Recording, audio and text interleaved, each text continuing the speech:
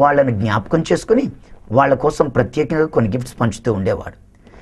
ఈ నికోలాస్ అనేటువంటి ఆ దైవజనుడు తాను ఉన్నటువంటి ఆ యొక్క పట్టణంలో ఒకరోజు ఒక పేదవాడి ఇంట్లో 3 కుమార్తెలు ఉండడం గమనించి ఆ 3 కుమార్తెలకు పెళ్లిళ్ళు చేయలేక అతను ఎంతో బాధపడుతున్నాడని గ్రహించి ఒక క్రిస్మస్ రోజున ఏం చేశాడంటే, అందరూ నిద్రపోతూ ఉంటే ఆ వివాహానికి సరిపడినంత కొంత డబ్బుని మరియు కొన్ని విలువైనటువంటి గిఫ్ట్స్ని ఒక సంచిలో పెట్టి ఆ పేదవాడి ఇంటిలోకి కిటికీలోంచి విసిరేసి వెళ్ళిపోయాడు. దాని మీద ఈ క్రిస్మస్లో దేవుడు నీకు ఇచ్చినటువంటి బహుమానం అంటూ రాసిపెట్టుంది. తీరా దాన్ని ఓపెన్ చేసి చూసినప్పుడు దీనితో నీ కుమార్తె పెళ్లి చేయి, దేవుడు నీకు పంపించాడు అని రాస్తుంది. అద్భుతంగా ఎవరు ఇచ్చారో ఎలా పంపాడో దేవుడు అర్థం కానిటువంటి ఆ పేదవాడు తన కుమార్తెకు పెళ్లి చేశాడు. అదే రీతిగా చాలామందికి ఆ సిటీలో జరిగింది, కానీ ఎవరికీ అర్థం కాలేదు. 2వ సంవత్సరం 2వ కుమార్తె విషయంలో కూడా అలాగే ఒక గిఫ్ట్ అందుకున్నాడు. ఇది అర్థం చేసుకున్నటువంటి ఆ వ్యక్తి 3వ సంవత్సరం మళ్ళీ ఇలాంటి గిఫ్టే వస్తుందని గుర్తించి ఆ క్రిస్మస్ సీజన్లో ప్రతి రాత్రి చెట్టు మీదే కూర్చుని కాపలా కాయటం మొదలుపెట్టాడు. ఒకరోజు ఎట్టకేలకు ఈ నికోలాస్ అనేటువంటి బిషప్ గారు ఆ యొక్క గిఫ్ట్ని కిటికీలోంచి వేయడం చూసి గబగబా చెట్టు మించి దూకి అతను పట్టేసుకున్నాడు. తీరా చూసేసరికి అతను బిషప్ నికోలాస్ గారు. మనందరికీ తెలుసు, బైబిల్లో పరిశుద్ధుడైన పౌలు అంటే సెయింట్ పాల్, పరిశుద్ధుడైన పీటర్ అంటే సెయింట్ పీటర్, అంటే వాళ్ళ పేర్లకు ముందు సెయింట్, పరిశుద్ధుడు అనే పేరు తగిలించబడ్డాయి. ఈ యొక్క పద్ధతిలోనే నికోలాస్ అనేటువంటి ఆ బిషప్ గారి పేరు ముందు కూడా సెయింట్ నికోలాస్ అని ఉండేది. అయితే ఆ సెయింట్ నికోలాస్ చేసినటువంటి కార్యాన్ని త్వరలోనే వెలుగులోకి తీసుకొచ్చి అందరికీ తెలియచేశారు. దాన్ని బట్టి సెయింట్ నికోలాస్ పేరు మారుమ్రోగిపోయింది.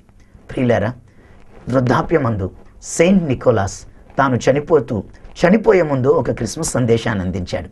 ఆ క్రిస్మస్ సందేశం ఏంటంటే, నేను ఎన్నాళ్ళు చేసినట్టే ప్రతి ఒక్కరూ క్రీస్తు పుట్టినరోజున ఒకరికి అంటే పేదవాళ్లకు గిఫ్ట్స్ పంచాలి, ఇదే నా హృదయపూర్వక కోరిక అని తన చివరి కోరికను చెప్పి క్రిస్మస్ సందేశంలో అలా చేస్తేనే క్రీస్తు ప్రేమను నిజంగా పంచిన వారం అవుతామని వివరించి చనిపోయాడు.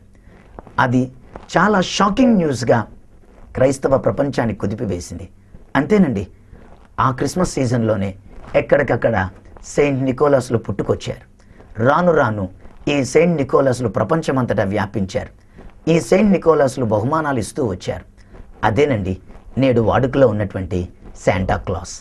ఈరోజు శాంటా క్లాస్ అంటున్నావే కానీ, శాంటా క్లాస్ వేషం వేసుకుని మీ క్రిస్మస్ రోజు కామెడీ చేస్తున్నావే కానీ, నిజంగా సెయింట్ నికోలాస్ యొక్క కోరికను తీర్చడానికి ఈ క్రిస్మస్లో నువ్వెవరైనా పేదవాళ్ళకి ఏదైనా మేలు చేశావా? ఒక్కసారి ఆలోచించు. క్రీస్తు ప్రేమను పంచావా? యోగ్యులు కాదు, అర్హులు కాదు అనబడిన వాళ్లకు నువ్వేదైనా చేస్తేనే క్రీస్తు ప్రేమను పంచినట్టు. ఇలారా చాలాసార్లు హ్యాపీ క్రిస్మస్ అనగానే కొంతమంది మేరీ క్రిస్మస్ అంటారు.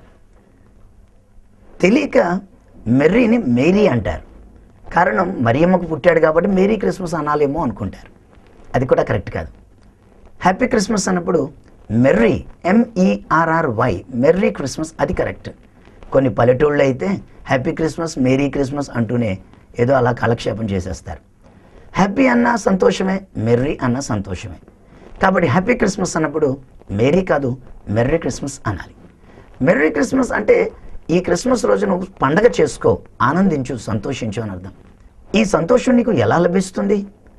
సంతోషం నీకు లభించాలి అంటే నీవు చేయాల్సిన అతి శ్రేష్టమైన పని, నీ హృదయంలో యేసుకు స్థానం ఇచ్చి నీవు యేసయ్యను ఆరాధించగలిగితే అంతకంటే సంతోషం ఉండదు.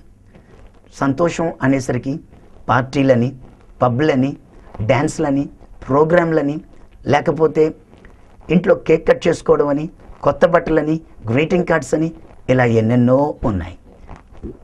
వాటన్నిటి మీద దృష్టి పెట్టకూడదు. వాటికంటే అతి ప్రాముఖ్యంగా యేసు ప్రభు మీద నువ్వు దృష్టి పెట్టాలి. ఇలాగే ఓ బర్త్డే పార్టీకి అటెండి ఒక చిన్న బాబు బర్త్డే రోజున చాలామందిని ఒక ఆయన పిలిచాడు. చాలా ధనవంతుడు, చాలామందిని పిలిచాడు.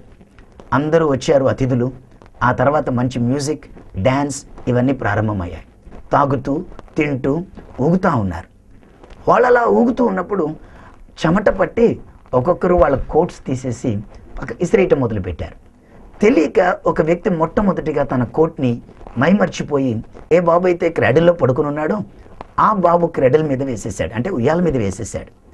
ఉయ్యాల మీద వేసేసిన కొద్దిసేపటికి మరొకరు దాని మీదే కోట్ వేశారు, మరొకరు దాని మీదే. చాలా డ్యాన్స్ వేయడం వల్ల అందరూ వాళ్ళ కోట్లు తీసి ఒకే దాని మీద అక్కడ ఖాళీగా ఉందని అక్కడే వేశారు.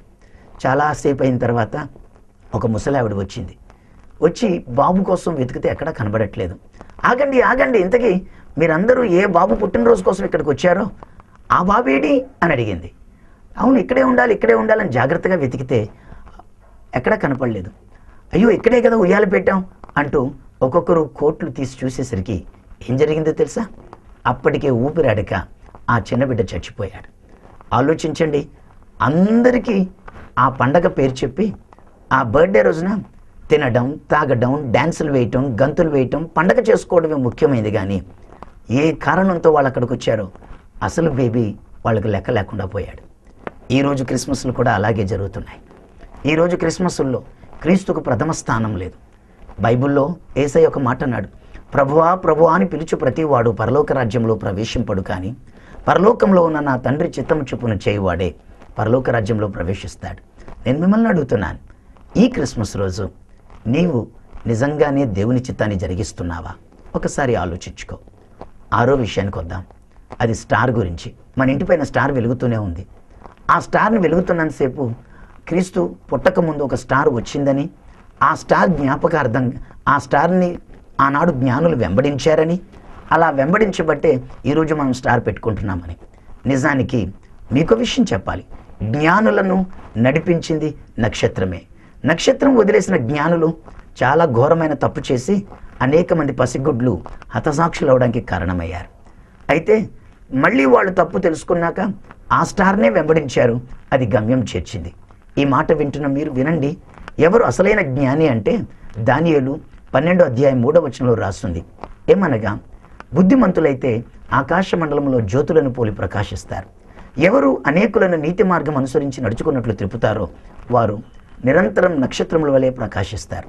మీరు నక్షత్రాలుగా ప్రకాశించాలి అని అనుకుంటే, ఆ నక్షత్రాన్ని మీరు వెంబడించాలి అనుకుంటే మీరు ఇతరులను రక్షించాలి. మీ ఇంటిపైన స్టార్ ఉండాలి అంటే మీరు ఇతరులను రక్షించగలిగి మీరే ఒక స్టార్గా మారాలి. మనందరికీ అసలైన సిసలైన స్టార్ తేజో నక్షత్రం యేసు ప్రభువే. ఆయన మీద దృష్టి పెట్టండి, మీ క్రిస్మస్ ధన్యమవుతుంది. ఈ క్రిస్మస్ మీకు ఆశీర్వాదకరంగా ఉండాలని నేను మీకోసం ప్రార్థన చేస్తాను. మర్చిపోకండి, 1 డిసెంబర్లో క్రీస్తు పుట్టాడు అని చెప్పుకున్నాం. 2 ఎక్స్మస్ అని పిలవకూడదు, క్రిస్మస్ అని పిలవాలి అని నేర్చుకున్నాం. 3 సెయింట్ నికోలాస్ అనబడిన వ్యక్తిని శాంటాక్లాస్గా మార్చామని నేర్చుకున్నాం. 4వది మనము స్టార్ గురించి నేర్చుకున్నాం. 5వది మేరీ క్రిస్మస్ అనకూడదు, మెర్రీ క్రిస్మస్ అనాలి అని నేర్చుకున్నాం. కాబట్టి వీటన్నిటిని బట్టి మనం ఈ రోజున దేవుని సన్నిధిలో నిజమైన క్రిస్మస్ జరుపుకోవడానికి క్రీస్తు మీద లక్ష్యం ఉంచుదాం. ప్రార్థన చేసుకుందాం. కళ్ళు మూసుకోండి. ఈ క్రిస్మస్ దీవెనలు మీ మీదకి తప్పక వస్తాయి. ప్రార్థన. ప్రేమ కలిగిన మా యేసు రాజా, ఎంతమంది ఈ ప్రార్థన ఈ వర్తమానాన్ని విన్నారో వాళ్ళందరి కొరకు ప్రార్థన చేస్తున్నాను. క్రిస్మస్ గురించి ఎన్నో అపోహలు వాళ్ళకున్నాయి. అవన్నీ తీరిపోవడానికి నీవే కృపను చూపించు.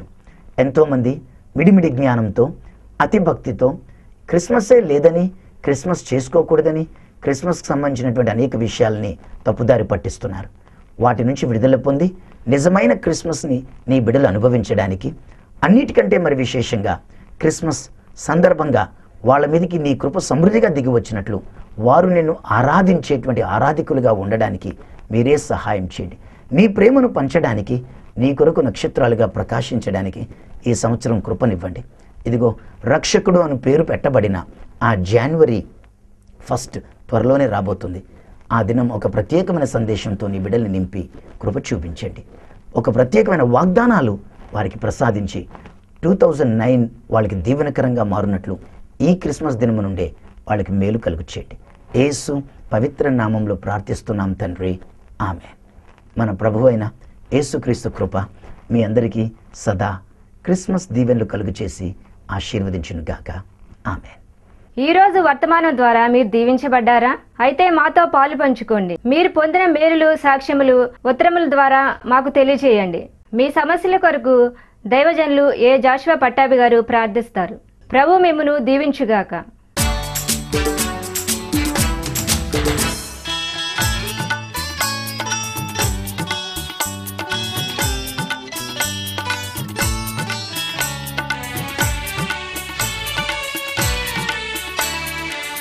అపోస్తలుడు యాజకుడు యేసుపైనే లక్ష్యముంచుడి.